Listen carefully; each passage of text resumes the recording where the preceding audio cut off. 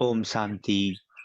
आज की अव्यक्त मुरली 4 मई सन 1983 से लिया गया है, जिसका शीर्षक है सदा एक मत, एक ही रास्ते से एक रस स्थिति।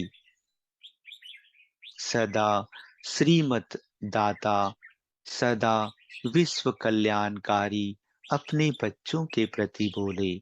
आज बाप दादा वतन में सर्व बच्चों के प्रति रूह रूहान करते मुस्कुरा रहे थे। किस बात पर? सभी बच्चे विश्व में चैलेंज करते हैं, मुक्ति, जीवन मुक्ति का वर्षा सेकंड में प्राप्त कर सकते हैं। यह चैलेंज करते हो ना? वैसे अनुभव से देखो, दिव्य बुद्धि जो हर ब्राह्मण को बर्थडे की गिफ्ट मिली है, ब्राह्मण नाम संस्कार हुआ और दिव्य बुद्धि की गॉडली गिफ्ट बाप दादा द्वारा मिली। उस दिव्य बुद्धि के आधार पर सोचो, ज्ञान भी सेकंड का है। रचयिता और रचना, अल्फ और बे, और योग भी सेकंड का है। मैं बाप का, बाप मेरा। दिव्य गुणधारी बनना यह भी सेकंड की बात है, क्योंकि जैसा जन्म, जैसा कुल, वैसी धारणा स्वतः और सहज होती है। ईश्वरी कुल है तो गुण अर्थात धारणाएं भी ईश्वरी होंगी ना। ब्राह्मण जन्म ऊंचे ते ऊंचा जन्म, तो धारणा भी ऊंची होंगी ना। तो धारणा भी सेकंड की है। जैसा बाप वैसे बच्चे, और सेवा भी सेकंड की बात है। अनुभवी बन, खजानों के अधिकारी बन, बाप का परिचय देना है। जो अपने पास है वह दूसरों को देना सेकंड की और सहज बात है।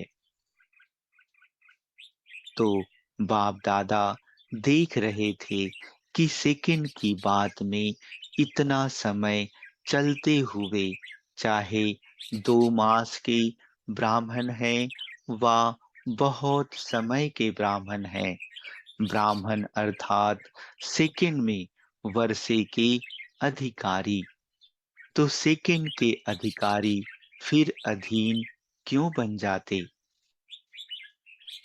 क्या अपने अधिकार के स्थिति रूपी सीट पर सेट होना नहीं आता?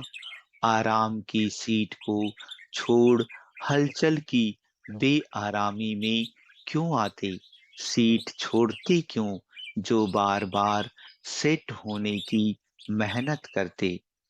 सीट से उतरे और सर्व शक्तियों की प्राप्ति गई। श्रेष्ठ अर्थात स्थिति पर सेट होने से अधिकारीपन की अथॉरिटी है। जब सीट छोड़ दी तो अथॉरिटी कहाँ से आई? सीट से उतर अपनी शक्तियों को आर्डर करते, इसलिए वह आर्डर नहीं मानती। फिर सोचते हैं, हूं तो मास्टर सर्वशक्तिमान, लेकिन शक्तियां काम नहीं करती। क्या दास का आर्डर दास मानेगा व मालिक का आर्डर दास मानेगा? और फिर चेहरा क्या बन जाता? जैसे कमजोर शरीर वाले का चेहरा पीला हो जाता है, क्योंकि वह खून की शक्ति नहीं। ऐसे कमजोर आत्मा उदास बन जाती। ज्ञान भी सुनेगा, सेवा भी करेगा, लेकिन उदास रूप में। खुशी की शक्ति, सर्व प्राप्तियों की शक्ति खत्म हो जाती है। दास सदा उदास ही रहेगा। दास आत्मा की और क्या विशेष हंसाने वाली बातें होती हैं। छोटी सी बातों में बोलते कंफ्यूज हो गए हैं, मूंझ गए हैं। जैसे आंखों की नजर कम हो जाती है ना, तो एक चीज के बजाय दो दो, तीन तीन चीजें दिखाई देती हैं और उसी में कंफ्यूज हो जाते हैं कि यह सही है या वह सही है। ऐसे कमजोर आत्माएं एक रास्ते के बजाय दूसरे रास्ते भी देखते हैं। एक श्रीमत के साथ साथ और मतें भी दिखाई देती हैं।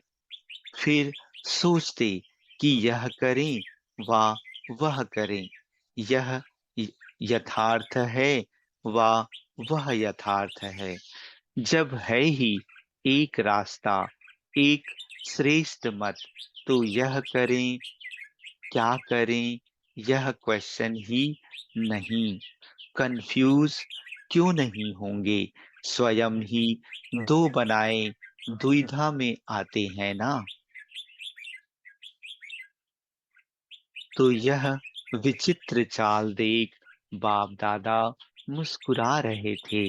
बाप दादा कहते, सीट पर स्थित रहो तो एक रस रहेंगे, लेकिन चंचल बच्चे के समान बार बार चक्कर लगाने के अभ्यासी फिर कहते, माया का चक्र आ गया। कंफ्यूज होने का कोई आधार ही नहीं है, लेकिन व्यर्थ कमजोर संकल्पों के आधार ले लेते हैं। जब है ही व्यर्थ और कमजोर आधार, तो फिर रिजल्ट क्या होगी? या अटकेंगे या लटकेंगे या नीचे गिरेंगे। फिर चिल्लाएंगे, बाबा मैं आपका हूँ, आप शक्ति दे दो। सीट पर सेट रहो तो ज्ञान सूर्य के शक्तियों की किरणें आपके सीट की छत्र छाया स्वतः ही सदा ही प्राप्त है। सीट से नीचे उतर व्यर्थ व कमजोरी के संकल्पों की दीवार खड़ी कर देते।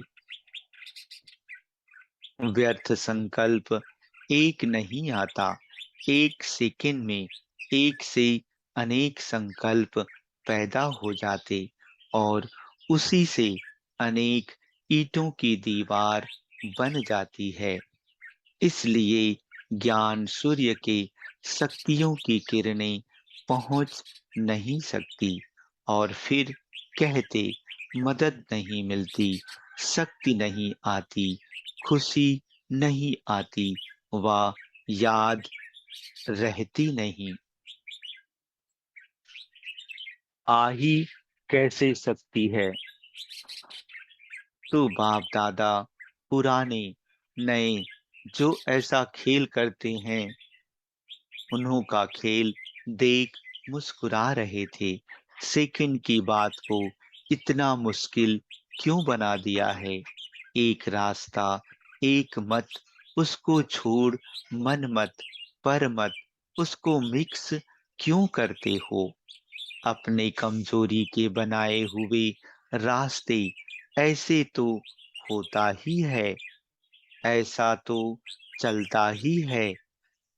इन रास्तों को स्वयं ही बनाए, फिर स्वयं ही भूल भुलैया के खेल में आ जाते हैं। मंजिल से दूर हो जाते हैं। ऐसे करते क्यों है? यह सोच रहे हो जाता है। करते नहीं, लेकिन हो जाता है। होता भी क्यों है? बीमारी क्यों आती है? बद परहेज व कमजोरी से, व यह कहेंगे कि बीमारी आ जाती है। ना कमजोर बनो, ना मर्यादाओं की परहेज से व मर्यादाओं की लकीर से बाहर आओ, अभी तक यही खेल करने हैं। विश्व कल्याण के ठेकेदार इतने बड़े ऑक्यूपेशन वाले, और यह बच्चों के खेल खेलते, यह कब तक? विश्व आपका इंतजार कर रहा है कि शांति के दूत आए कि आए। हमारे देव हमारे ऊपर शांति की आशीर्वाद व कृपा करने के लिए आए कि आए। जोर जोर से चिल्ला के घंटियां बजाते, कभी तो चिमटे भी बजाते हैं, नगाड़े बजाते हैं, आओ आओ करके पुकारते हैं। ऐसी देव आत्माएं अगर अपने बचपन के खेल में रहेंगी तो उन्हों की पुकार सुनेंगी कैसे? इसलिए पुकार सुनो और उपकार करो। समझा क्या करना है? अच्छा, बाप भी समय का ख्याल रखता, आप लोग नहीं रखते। ऐसे सदा श्रेष्ठ समझदार, सदा एक मत एक रास्ता पर चलने वाले, एक रस स्थिति में स्थित होने वाले, सदा सेकंड के अधिकार को स्मृति में रख समर्थ आत्मा रहने वाले, व्यर्थ संकल्पों के खेल को समाप्त कर विश्व कल्याण के श्रेष्ठ सेवाधारी, ऐसी महान आत्माओं सो देव आत्माओं को बाप दादा का याद प्यार और नमस्ते। अच्छा, ओम शांति।